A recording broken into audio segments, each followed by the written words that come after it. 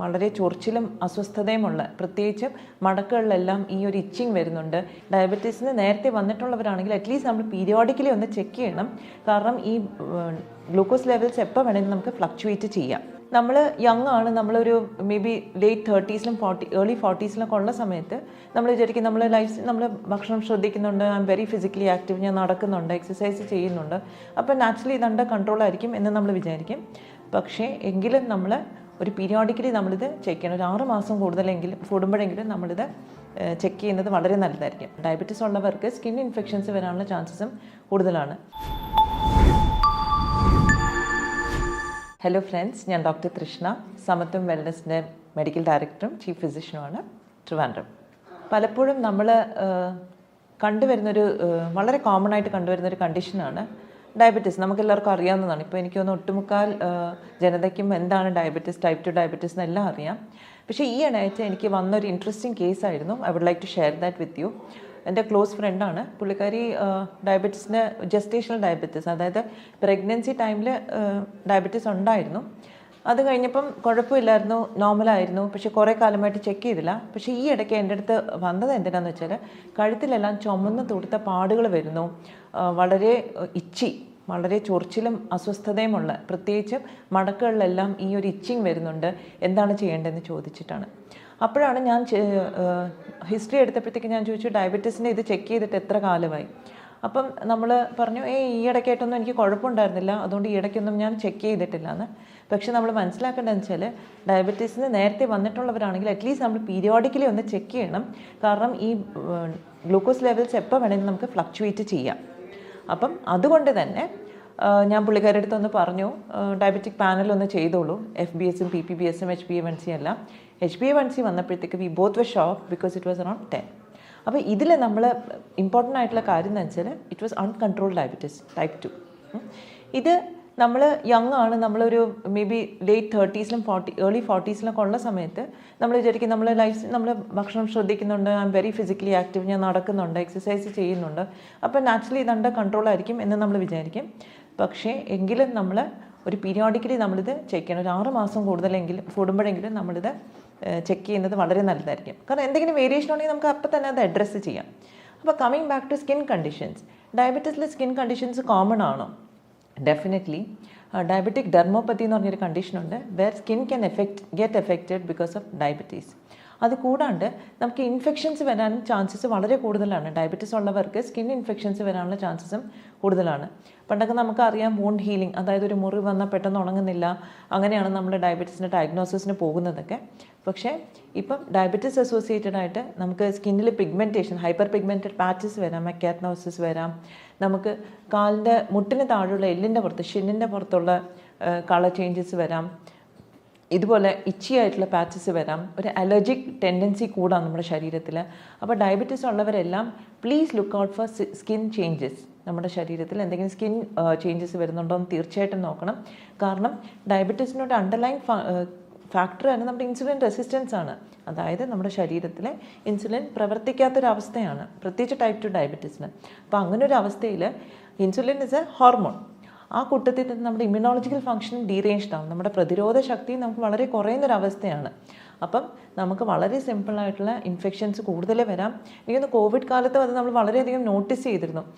Already comorbidities ഉള്ള, അതായത് വേറെ അസുഖങ്ങളുള്ള ആൾക്കാർക്കായിരുന്നു കോവിഡ് കോംപ്ലിക്കേഷൻസിലേക്ക്, ന്യൂമോണിയയിലൊക്കെ പോയത്. അല്ലാത്തവർക്കൊക്കെ മൈൽഡ് ഇൻഫെക്ഷനായിട്ട് പോയി. അപ്പോൾ അതുകൊണ്ട് തന്നെ നമുക്ക് ഒരു ഹിസ്റ്ററി ഓഫ് ഡയബറ്റീസ് ഉണ്ടെങ്കിൽ, ഈവൻ ജസ്റ്റേഷണൽ ഡയബറ്റീസ് ആയിരിക്കാം, നമ്മൾ ഒരിക്കൽ ചെക്ക് ചെയ്തപ്പോഴത്തേക്ക് നമുക്ക് ഉണ്ടായതാകാം, നമ്മൾ തീർച്ചയായിട്ടും അത് റെഗുലറായിട്ട് ചെക്ക് ചെയ്യണം. സ്കിന്നിൽ എന്തെങ്കിലും ചേഞ്ചസ് ഉണ്ടോ എന്ന് നമ്മൾ നോട്ടീസ് ചെയ്യണം. സ്കിന്നിൽ ചേഞ്ചസ് ഉണ്ടെങ്കിൽ ഉടനടി നമ്മൾ അതിനെ അഡ്രസ്സ് ചെയ്യണം. കാരണം അത് എക്സ്റ്റെൻസീവ് ആയി കഴിഞ്ഞാൽ ട്രീറ്റ് ചെയ്യാനായിട്ടും ബുദ്ധിമുട്ടാണ്. അപ്പം ഡയബറ്റിക് കൺട്രോൾ ഇതിൽ പ്രധാനമാണ്. ഷുഗർ കൺട്രോൾ ചെയ്യുന്ന സമയത്ത് കുറേ പേരെങ്കിലും, എനിക്ക് തോന്നുന്നു 30s ഒരു ചേഞ്ചസ് വരുന്നവരൊക്കെ പറയും, ഞാൻ എക്സസൈസ് ചെയ്തോളാം, ഞാൻ ഡയറ്റൊക്കെ നോക്കിക്കോളാം എന്ന് പറയും. പക്ഷെ പലപ്പോഴും സ്ട്രിക്റ്റ് ആയിട്ടുള്ളൊരു ഡയറ്റ് പ്ലാൻ ഒരു പ്രൊഫഷണൽ ഹെൽപ്പ് ഇല്ലാതെ നടക്കാറില്ല. നമ്മൾ ബുക്കൊക്കെ വായിച്ചിട്ട് നമുക്ക് കുറേയൊക്കെ ചെയ്യാം. കുറേ പേരൊക്കെ ഇൻ്റർമിറ്റൻറ്റ് ഫാസ്റ്റിംഗ് ചെയ്യുന്നുണ്ട്. പക്ഷേ get some professional help, initiate the process. കാരണം നമുക്കൊരു ചിട്ടയാക്കി കഴിഞ്ഞാൽ പിന്നെ നമുക്കത് മാനേജ് ചെയ്യാൻ പറ്റും. പക്ഷേ ചിട്ടയാക്കാനാണ് നമ്മുടെ ബുദ്ധിമുട്ട്. അപ്പം സ്റ്റാർട്ടിങ് വിത്ത് ടൈമിലുള്ള ഫുഡ് ഇൻടേക്ക്, നമ്മുടെ ക്വാണ്ടിറ്റി എത്രയാണ്, നമ്മൾ എത്രയാണ് കഴിക്കുന്നത് എന്നുള്ള വളരെ വളരെ സ്പെസിഫിക് ആയിരിക്കണം. കാരണം നമ്മൾ ഒരു പ്രാവശ്യം നമ്മൾ കൂടുതൽ കഴിച്ചു, ഒരു പ്രാവശ്യം കുറച്ച് കഴിച്ചിട്ട് കാര്യമില്ല. എല്ലാ ദിവസവും കറക്റ്റായിട്ട് പ്ലാൻഡ് ആയിട്ടുള്ള മീൽസ് ആയിരിക്കണം. പിന്നെ അത് കൂടാണ്ട് ഇൻ ബിറ്റ്വീൻ, അതായത് ഇപ്പോൾ നമ്മൾ ഈ പറഞ്ഞ കണക്ക് നമുക്ക് ചായയും കാപ്പിയൊക്കെ കൂട്ടുന്നത്, എനിക്കൊന്ന് കോവിഡ് കാലത്ത് ഏറ്റവും കൂടുതൽ ഫ്ലറിഷ് ചെയ്തത് വലിയ വലിയ റെസ്റ്റോറൻറ്റ്സ് ഒന്നുമല്ല, ചായക്കടകളാണ്. കാരണം 10 രൂപയ്ക്ക് ഒരു ചായയും കിട്ടും, 10 രൂപയ്ക്ക് ഒരു കടിയും കിട്ടും. അപ്പം എല്ലാവരും അങ്ങോട്ട് തന്നെയാണ് ഫോക്കസ് ചെയ്തത്, പൈസ ഉള്ളവരാണെങ്കിലും പൈസ ഇല്ലാത്തവരാണെങ്കിലും. പക്ഷെ അതൊക്കെ അവിടെ നിൽക്കട്ടെ. നമുക്ക് ഡയബറ്റീസിൻ്റെ മാനേജ്മെൻറ്റിൽ വരുമ്പോഴത്തേക്ക് വി സ്റ്റാർട്ട് വിത്ത് ബ്രേക്ക്ഫാസ്റ്റ്. ബ്രേക്ക്ഫാസ്റ്റിൽ നമുക്ക് രാവിലത്തെ ചായയും കാപ്പിയും അങ്ങോട്ട് ഒഴിവാക്കണമെങ്കിൽ ഒഴിവാക്കാം. ഇല്ലെങ്കിൽ ചായ കുടിക്കുന്നുണ്ടെങ്കിൽ തന്നെ instead of sugar, don't add sugar, പഞ്ചസാര ഇടണ്ട. ഇൻസ്റ്റെഡ് നമുക്ക് വേണമെങ്കിൽ ഒരു ഘീയോ ബട്ടറോ എന്തെങ്കിലും നമുക്ക് ആഡ് ചെയ്യാം. ബ്രേക്ക്ഫാസ്റ്റിൻ്റെ കൂട്ടത്തിൽ നമ്മൾ ഏറ്റവും ഇമ്പോർട്ടൻ്റ് ആയിട്ട് ശ്രദ്ധിക്കേണ്ട കാര്യം എന്ന് പറഞ്ഞാൽ, ഈ പറഞ്ഞ ഒരു പ്ലേറ്റ് എടുക്കുമ്പം നമ്മൾ പ്ലേറ്റിൽ നമ്മൾ ഒരു 20%, ഒരു 20 മുതൽ 30% വരെ നമ്മുടെ ദോശയോ ഇഡലിയോ മതി. ബാക്കി അതിൻ്റെ ഒന്ന് 3 ഇരട്ടിയായിരിക്കണം നമ്മുടെ വെജിറ്റബിൾസ്. അത് വെജിറ്റബിൾസ് ഇപ്പോൾ സാമ്പാറാണ് ഉണ്ടാക്കുന്നത്, സാമ്പാറിലെ വെജിറ്റബിൾസ് ധാരാളം കഴിക്കുക. ഇല്ല നമ്മൾ അപ്പവും സ്റ്റൂ കറി ആണെങ്കിൽ സ്റ്റൂ കറി ധാരാളം കഴിക്കുക. നമ്മുടെ വയറ് ഫില്ല് ചെയ്യേണ്ടത് ഈ വെജിറ്റബിൾസ് വെച്ചിട്ടായിരിക്കണം. പിന്നെ അത് കൂടാണ്ട് നമുക്ക് ബോയിൽഡ് എഗ്സ്, മുട്ട വേണമെങ്കിൽ കഴിക്കാം. പിന്നെ കുറച്ച് നട്ട്സും കുറച്ച് ഫ്രൂട്ട്സും. അപ്പോൾ ഫ്രൂട്ട്സ് നമ്മൾ അവോയ്ഡ് ചെയ്യേണ്ടത്, നമ്മൾ ഡേറ്റ്സ്, തൽക്കാലം വാട്ടർമെലൺ, നമുക്ക് മാംഗോ, പഴുത്ത മാങ്ങ, ചക്ക, ഇതെല്ലാം ഡെഫിനറ്റ്ലി നമ്മൾ അവോയ്ഡ് ചെയ്യണം. കഴിക്കാൻ പറ്റിയ ഫ്രൂട്ട്സ് എന്ന് പറയുന്നത് നമുക്ക് പോമഗ്രാനറ്റ് കഴിക്കാം, നമുക്ക്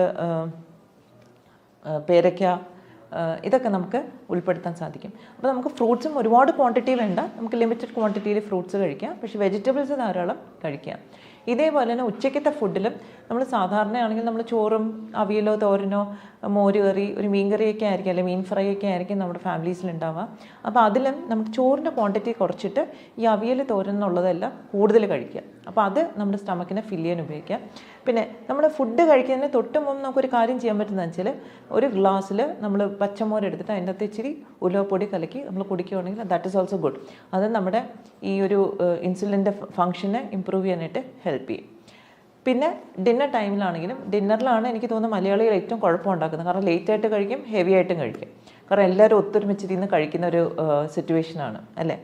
അപ്പം ഡിന്നറിന് നമ്മൾ പ്രത്യേകം ശ്രദ്ധിക്കേണ്ടതെന്ന് വെച്ചാൽ, കുറച്ച് ഏർലി ഡിന്നർ ആക്കും. ഒരു 7 മണിക്ക് ഡിന്നർ കഴിക്കാം. ഡിന്നർ കഴിക്കുമ്പോൾ തന്നെ അപ്പാടെ ആ കാർബോഹൈഡ്രേറ്റ് അങ്ങോട്ട് അവോയ്ഡ് ചെയ്യുക. ഫ്രൂട്ട്സ്, വെജിറ്റബിൾസ്, സൂപ്പ് ആണെങ്കിൽ സൂപ്പ് കഴിക്കാം, അല്ല കുറച്ച് സാലഡായിട്ട് കഴിക്കണമെങ്കിൽ അങ്ങനെ കഴിക്കാം. അതിൽ നമുക്ക് കുറച്ച് പംകിൻ സീഡ്സ്, സൺഫ്ലവർ സീഡ്സ്, ഇതൊക്കെ നമുക്ക് ഉൾപ്പെടുത്താം. സോ അത് കുറച്ച് ഇൻട്രസ്റ്റിംഗ് ആയിരിക്കും. പിന്നെ മല്ലിയില, പുതിനയില, പാസ്ലി, ഇങ്ങനത്തെ കുറേ herbs, oregano, all these things, rosemary, ഇതെല്ലാം നമുക്ക് ഈ സാലഡിൽ ആഡ് ചെയ്യാം. കുറച്ച് കപ്പലണ്ടി ക്രഷ് ചെയ്ത് നമുക്ക് ആഡ് ചെയ്യാം. അപ്പോൾ ഇതൊക്കെ നമുക്ക് ഫ്ലേവറും ആഡ് ചെയ്യും, നമുക്ക് ഫില്ലിങ്ങും ആയിരിക്കും, നമുക്ക് ഒരു നെഗറ്റീവ് ഇമ്പാക്റ്റ് ഉണ്ടാവില്ല. അപ്പം ഒത്തിരി പേരെങ്കിലും നമ്മളിപ്പോൾ വിചാരിക്കുന്നുണ്ട് നമ്മൾ റാഗിയിലേക്ക് സ്വിച്ച് ചെയ്ത് മില്ലറ്റ്സിലേക്ക് സ്വിച്ച് ചെയ്ത് നമുക്ക് ഡയബറ്റീസ് പെട്ടെന്ന് കൺട്രോൾ ചെയ്യാം. No, that doesn't happen, because കാർബോഹൈഡ്രേറ്റിൻ്റെ ക്വാണ്ടിറ്റിയാണ് നമ്മൾ കുറയ്ക്കേണ്ടത്. So definitely start with the small changes. Millet ആയിക്കോട്ടെ, ചപ്പാത്തി ആയിക്കോട്ടെ, വീറ്റ് ആയിക്കോട്ടെ, റൈസ് ആയിക്കോട്ടെ, ജസ്റ്റ് റെഡ്യൂസ് ദ ക്വാണ്ടിറ്റി. രാത്രിത്തെ കഴിയുവാണെങ്കിൽ ഒഴിവാക്കുക. You can maybe have lean meat, ചിക്കനൊക്കെ ആണെങ്കിലും കുറച്ചുകൂടെ നാടൻ ചിക്കനൊക്കെ കിട്ടുവാണെങ്കിൽ that also you can have. But I personally പേഷ്യൻസിൻ്റെ അടുത്ത് പറയുന്നത് വെജിറ്റേറിയൻ സോഴ്സസിൽ നിന്ന് ആദ്യം കണ്ടെടുത്ത്, because initially we are also looking at cleansing. അതിനുശേഷം maybe they can have non vegetarian food. അപ്പോൾ ഇത്രയും കാര്യങ്ങൾ നമ്മൾ ശ്രദ്ധിക്കണം ഡയബറ്റിക് കൺട്രോൾ വരുമ്പം. പിന്നെ exercise is definitely a must in case of diabetics. അപ്പോൾ ഡയബറ്റിക്സിന് എക്സസൈസ് എല്ലാവരും ജോലി ചെയ്യുന്നവരാണ്, സമയമില്ല. Don't worry, 10 minutes of walking in the morning, 10 minutes of specific exercises four diabetes, ഇത്രയും മാത്രം നമ്മൾ ചെയ്താൽ മതി. നമുക്ക് വേണ്ടുന്ന രീതിയിൽ നമുക്ക് ഷുഗറിനെ കൺട്രോൾ ചെയ്യാൻ പറ്റും. പിന്നെ സ്കിന്നിൽ വന്നിരിക്കുന്ന ലീഷൻസിനാണെങ്കിൽ, ഇഫ് ഇറ്റ് ഇസ് ഇച്ചി, നമുക്ക് വളരെ ചൊറിച്ചിലും ഡിസ്കംഫർട്ടും ഉള്ളതാണെങ്കിൽ ജസ്റ്റ് ഒരു സിമ്പിൾ അലോവേറ ജെല്ല് തേച്ചാൽ തന്നെ നമുക്ക് ആ ഇച്ചിനെസ്സും ആ റെഡിഷ്നെസ്സും കുറയ്ക്കാൻ സാധിക്കും. പിന്നെ അത് കൂടുതൽ എന്താണെന്നൊന്ന് ഇൻവെസ്റ്റിഗേറ്റ് ചെയ്യണം. ഇൻഫെക്ഷൻ ആണെങ്കിൽ ഡെഫിനറ്റ്ലി ഇൻഫെക്ഷനെ നമ്മൾ ട്രീറ്റ് ചെയ്യണം. പക്ഷേ അല്ല, ഇൻഫെക്ഷൻ ഇല്ല, ഒരു അലർജിക് ടെൻഡൻസി ആണെങ്കിൽ അലർജി ഓറിയൻറ്റഡ് ആയിട്ടുള്ള ട്രീറ്റ്മെൻറ്റ് നമ്മൾ സ്റ്റാർട്ട് ചെയ്യണം. അപ്പം അതിന് വേറൊരു പ്രോട്ടോക്കോളിലേക്ക് നമ്മൾ പോകണം. I hope I answered skin related questions ഡയബറ്റീസിന്. കൂടുതൽ എന്തെങ്കിലും ഇതിനെക്കുറിച്ച് അറിയണമെങ്കിൽ തീർച്ചയായും കോൺടാക്റ്റ് ചെയ്യുക. We are here to help you. Thank you very much.